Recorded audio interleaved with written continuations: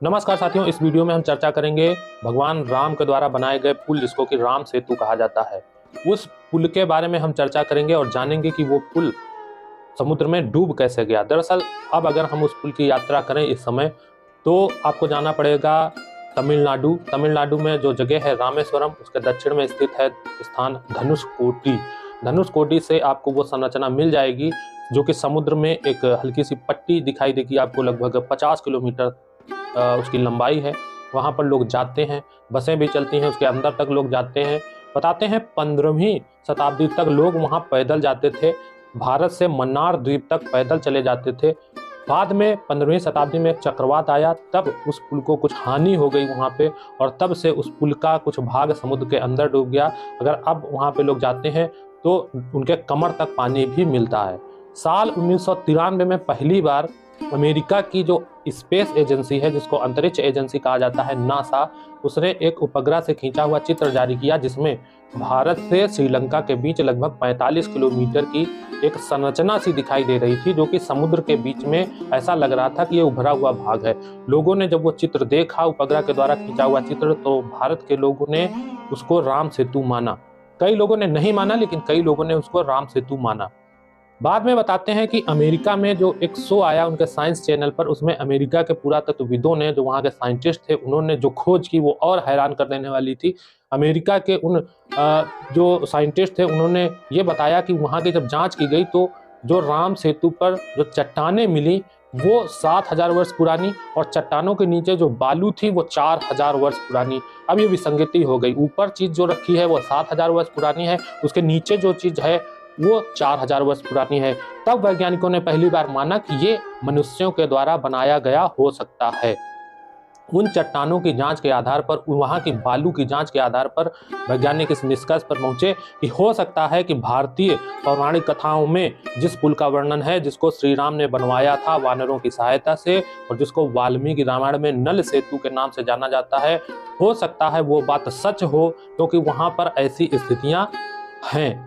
वहाँ पर जो चीज़ें हैं वो इस बात की गवाही देती हैं कि वो चीज़ मनुष्यों के द्वारा बनाई हुई है। दरअसल वाल्मीकि रामायण के अनुसार वानरों ने 5 दिन में इस पुल को तैयार किया था।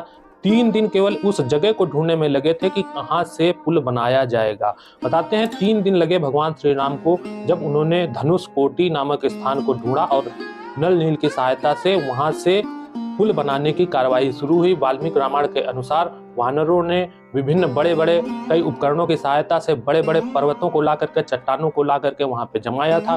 कुछ लोग बताते हैं तैरने वाली चट्टानें थी, लोग बताते हैं ज्वालामुखी में पाया जाता है प्यूमाइस नाम का पत्थर जो कि पानी पर तैरता है, और राम सेतु इसी से बनाया गया होगा। वाल्मीकि रामायण के अनुसार कई वानर 100 योजन लंबे सूत को भी पकड़े खड़े थे, जिसको लेकर के वो पुल बनाया जा रहा था। 100 योजन समुद्र की लंबाई वाल्मीकि रामायण में वर्णित है। बताते हैं जब वो पुल बनकर के तैयार हुआ, उसके बाद में जब सीता जी मिल गई, रावण का वध हो गया, तो विभीषण ने भगवान राम से अनुरोध किया था कि इस पुल को कृपा करके नष्ट कर दीजिए, क्योंकि भारत से लोग आएंगे, लंका पर हमला करेंगे और इस तरह हमारी सुरक्षा खतरे में पड़ जाएगी। भगवान राम ने, बताते हैं, विभीषण के उस अनुरोध को मान करके बाण के द्वारा उस पुल को ऐसा कर दिया था कि वो पुल पानी के अंदर धंस गया था। ये वर्णन कंबन रामायण में मिलता है, वाल्मीकि रामायण में ये वर्णन नहीं मिलता है। कंबन रामायण तमिल भाषा में लिखी गई एक रामायण की जो पौराणिक कथा है, वो अलग तरीके से कंबन रामायण में वहां भी वर्णन उसका मिलता है। उस भाषा में भी उस रामायण में ऐसा जिक्र है कि भगवान राम ने बाद में उस पुल को बाण के द्वारा समुद्र में डुबो दिया था।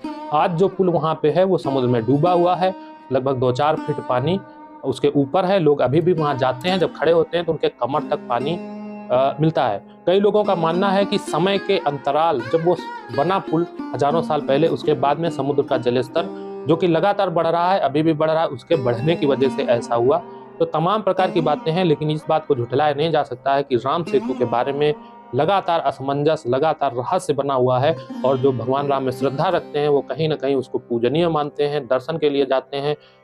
ईसाइयों ने उसको एडम पुल कहा, और जो मुस्लिम व्यक्ति थे श्रीलंका में, उन्होंने उसको आदम पुल, ईसाइयों ने एडम ब्रिज और मुस्लिमों ने उसको आदम पुल के नाम से पुकारा।